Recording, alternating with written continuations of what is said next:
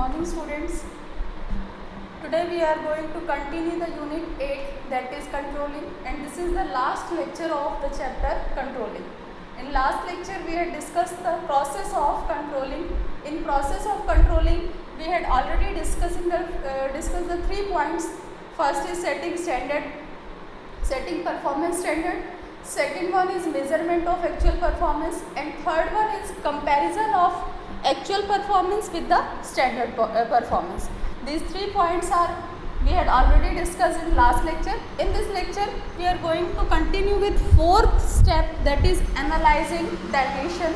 Analyzing deviation is the most important concept, because in the third step of process we had discussed the comparison of actual performance with the standard performance. In that process, in that point, we had discussed 2 types of deviation, that is positive deviation and negative deviation.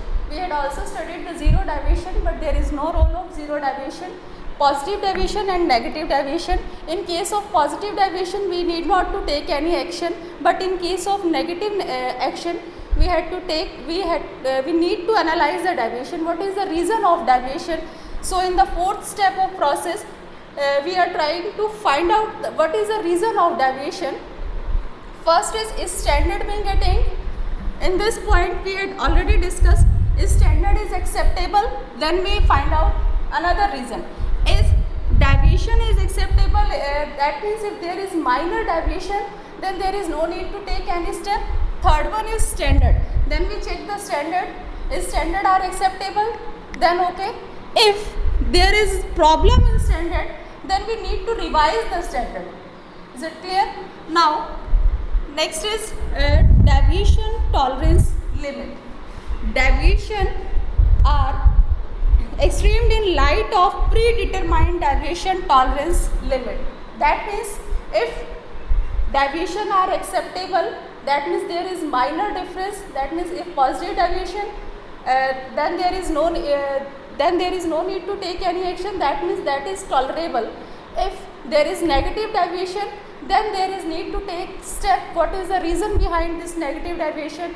Is raw material is not available, proper supply of electricity. That means what is the reason behind this negative deviation? Is it clear? तो deviation tolerance limit सबको clear है? Now deviation tolerance limit के 2 principles है. First is principle of critical point control and principle of management by exception. Principle of critical point control.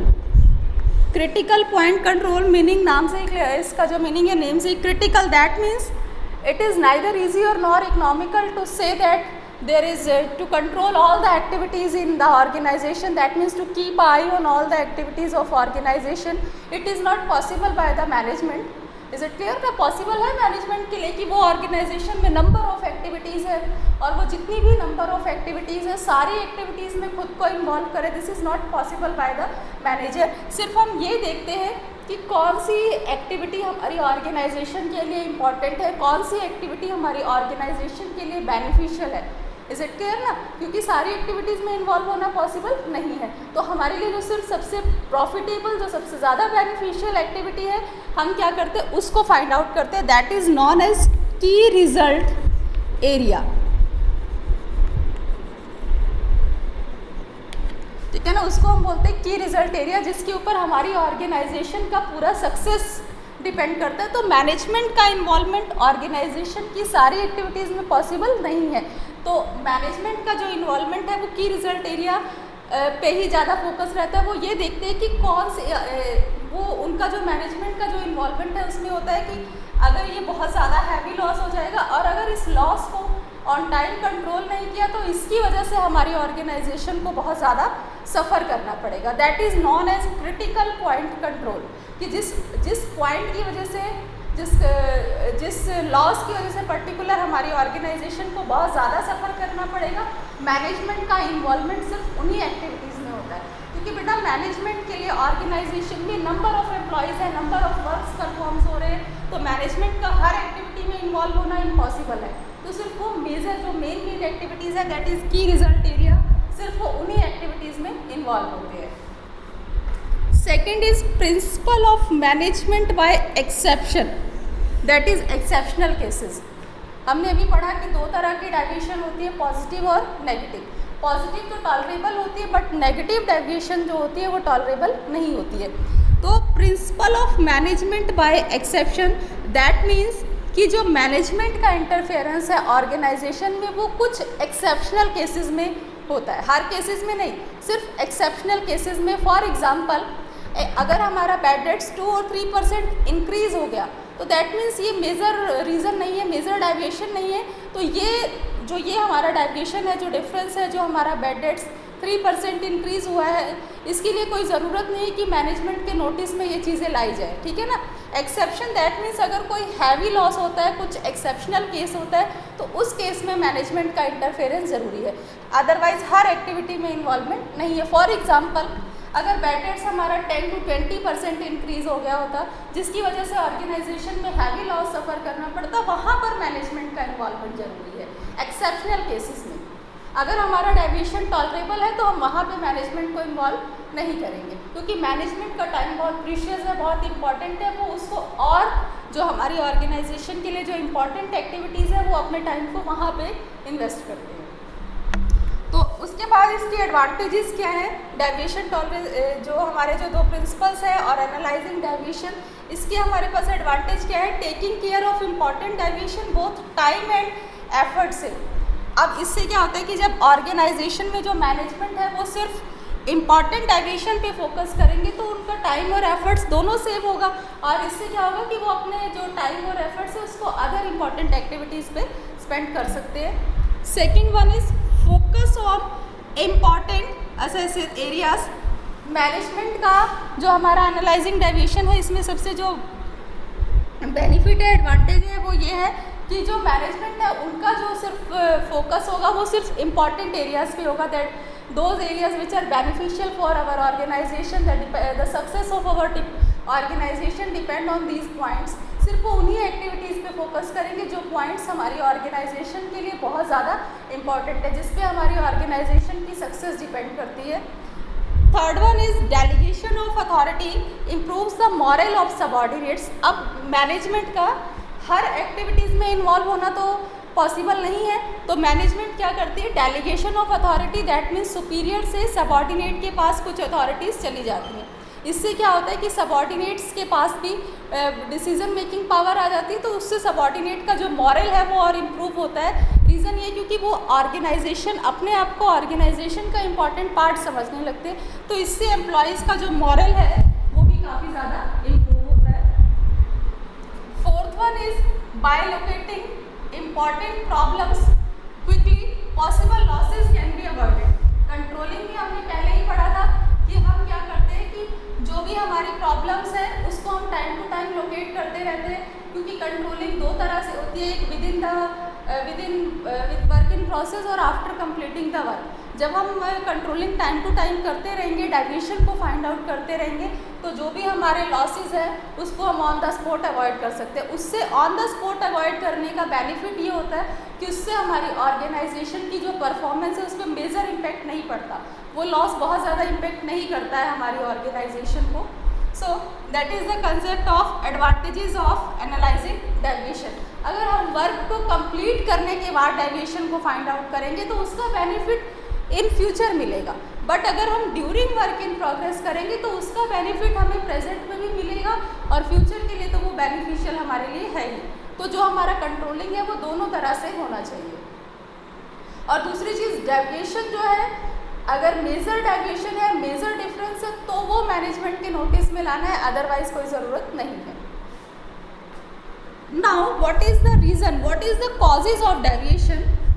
अभी हमने पढ़ा कि दो तरह से डेविएशन है, पॉजिटिव के लिए तो कोई ज़रूरत नहीं, नेगेटिव डेविएशन के क्या क्या रीज़न हो सकते हैं, क्यों हमारा result up to the point नहीं है, अप टू द स्टैंडर्ड नहीं है, उसके हमारे पास रीजंस क्या है। First is human cause. सबसे मेन जो है वो ह्यूमन कॉज है, किसी भी वजह से ह्यूमन बीइंग को वर्किंग एनवायरनमेंट नहीं सही मिला, या कोई भी रीज़न हो सकता है, कोई अनसर्टेन इवेंट हो गया ह्यूमन बीइंग के साथ, कोई भी मिसहैपनिंग, तो that means this is the human cause. Human cause क्या, वो वर्क नहीं करना चाह रहे, स्ट्राइक पे चले गए, कोई भी रीज़न हो सकता है। Second is uncertain event, uncertain, certain तो जो निश्चित है, जो डिसाइडेड है, अनसर्टेन नहीं पता। For example strike out of employ, strike पे चले गए, रॉ मटेरियल की सप्लाई नहीं हो पाई, जैसे अभी कंडीशन देख रहे हो कोरोना वायरस, किसी को इसके बारे में पता था, नहीं पता था। Uncertain event, that is also part of uncertain event, कि अब रॉ मटेरियल की सप्लाई नहीं हो रही है, गुड्स नहीं मिल रहे हैं प्रॉपर, तो ये सारे अनसर्टेन इवेंट्स हैं, ठीक है ना। थेफ्ट, चोरी हो गई ऑर्गेनाइजेशन में, that means those events which are not certain, which are not yet known. Various hurdles, electricity की सप्लाई नहीं हो रही है, हमारी मशीनरी ख़राब हो गई है, हमारा बॉयलर प्रॉपर वे से वर्क नहीं कर रहा है, किसी तरह से कोई प्रॉब्लम, मतलब जो प्रोडक्शन है उसमें जो हमारी प्रॉब्लम आ रही है, ठीक है, वहाँ का वर्किंग कंडीशन अच्छा नहीं है, प्रॉपर वेंटिलेशन नहीं है, मशीनरी की जो वायर है वो बार बार ब्रेक कर जा रही है, दैट इज़ वेरियस हर्डल्स।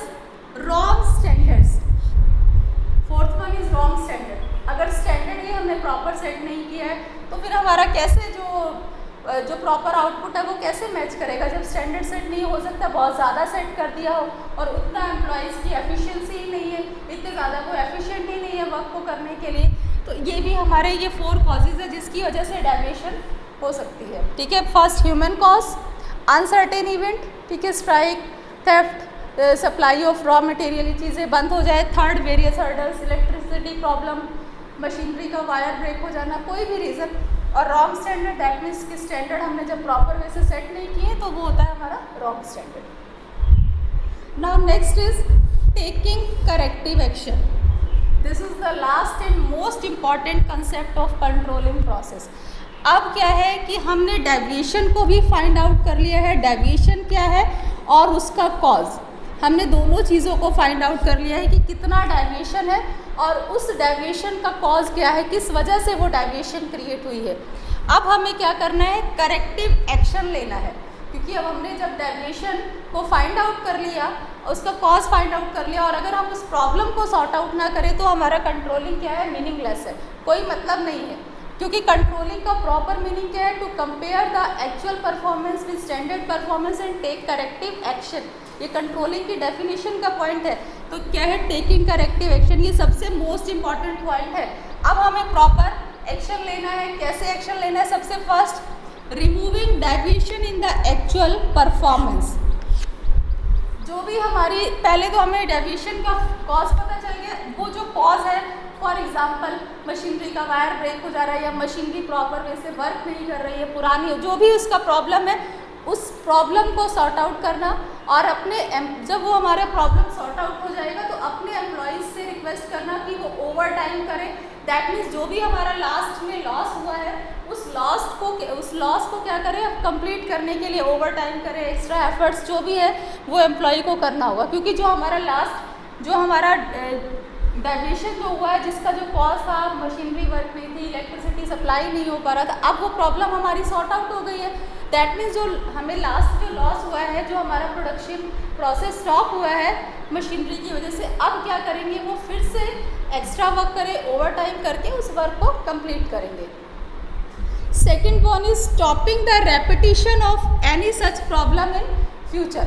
अब हमारा जो लॉस हुआ है, जो भी हमारी प्रॉब्लम है, वो हमारी फ्यूचर में रिपीट ना हो। दैट मीन्स हमें क्या करना है, ये नहीं कि बस मशीनरी का वायर सही नहीं है, वायर को जोड़ दिया, दैट्स ऑल। हमें उसकी डेप्थ में जाना है, उसको डीप स्टडी करना है कि क्या रीज़न है, क्यों ये प्रॉब्लम आ रही है, ताकि ये प्रॉब्लम हमारी फ्यूचर में ना हो, फ्यूचर में रिपीट ना हो। क्योंकि अगर वही प्रॉब्लम्स बार बार रिपीट होती रहेंगी तो ऑर्गेनाइजेशन में हमें बहुत ज़्यादा लॉस सफ़र करना पड़ेगा इन फ्यूचर, और कंट्रोलिंग हमारा वैसे भी फ्यूचर से रिलेटेड है। तो हम क्या करेंगे, उसको डेप्थ में स्टडी करेंगे कि क्यों ऐसा हो रहा है, इलेक्ट्रिसिटी सप्लाई बार बार नहीं आ रही है, तो क्यों नहीं आ रही है, उसका मेन रीज़न क्या है। सिर्फ टेम्परेरी हमें सॉल्यूशन नहीं करना, हमें इस तरह से सॉल्यूशन फाइंड आउट करना है कि इन फ्यूचर वो हमारी प्रॉब्लम रिपीट ना हो। तो प्रॉपर एक्शन लेने के हमें क्या क्या बेनिफिट्स है, क्या फीचर्स है हमारे। Action should be immediately taken after proper inquiry. ऐसा नहीं कि बस हमें मिला डेविएशन का रीज़न तो हम उसकी प्रॉपर इंक्वायरी करेंगे कि क्या रीज़न है, ये डेविएशन का क्या रीज़न है, उसके बाद हम प्रॉपर एक्शन लेंगे। And action should be taken by manager who are presently working in organisation. ऐसा नहीं है कि डेविएशन आया कोई भी उसके लिए प्रॉपर एक्शन ले लेगा। That action should be taken by only managers in the organisation. and third one is action should be taken by managers, or if in organization there are setting wrong standard, then there is need to be revising the standard. अगर standard कुछ wrong set हो गया या बहुत ज़्यादा या बहुत minimum, तो that means there is need to revise that standard. Fourth one is action should be immediately taken. If action हमें क्या करना है, इमीडिएटली लेना है. For example deviation problem machinery में अब आ रही है, हम ये सोच रहे हैं कि चलो वर्क ये जो प्रोडक्शन एम्प्लॉयज़ कर रहे हैं ये प्रोडक्शन कंप्लीट कर लें, उसके बाद एक्शन लिया जाएगा, तो उस एक्शन का कोई बेनिफिट नहीं है. हमें क्या करना है कि अगर कोई भी प्रॉब्लम डेविएशन आती है तो action should be immediately taken. That is beneficial for us. अगर हम ये कहें कि वर्क कंप्लीट होने के बाद एक्शन लिया जाएगा तो उसका हमारी ऑर्गेनाइजेशन पे कोई इफेक्ट नहीं पड़ेगा, वो फ्यूचर के लिए बेनिफिशियल है. बट एट प्रेजेंट में क्या हुआ, वो वर्क हमारा क्या हो जाएगा, बेकार हो जाएगा. If necessary change should be policy procedure rule etcetera. अगर हमें ज़रूरत है कि हमें ऑर्गेनाइजेशन की पॉलिसी सही नहीं है, रूल्स नहीं ठीक है, हमारे ऑर्गेनाइजेशन के प्रोसीजर नहीं सही, तो हम उसको भी रिवाइज कर सकते हैं. तो ये हमारा था point and taking corrective action. तो कंट्रोलिंग प्रोसेस हमारा कंप्लीट हो गया. फर्स्ट पॉइंट था सेटिंग परफॉर्मेंस स्टैंडर्ड. हमें क्या करना है, स्टैंडर्ड सेट करना है, क्योंकि जब तक हमारा टारगेट सेट नहीं होगा वर्किंग नहीं हो पाएगी. फिर उसके बाद measurement of actual performance. Actual performance जो एम्प्लॉय परफॉर्म कर रहे हैं उसको मेजर करेंगे. Third one is comparison of actual performance with standard performance and to find out the deviation. Fourth one is analysing deviation, then what is the reason behind this deviation. After that, after analyse deviation, take corrective action, because deviation and their cause is find out. Now there is need to take corrective action. So this is the last point and this is the most important point, क्योंकि बिना action के हमारा controlling क्या है, meaningless है. So this is the last lecture of controlling.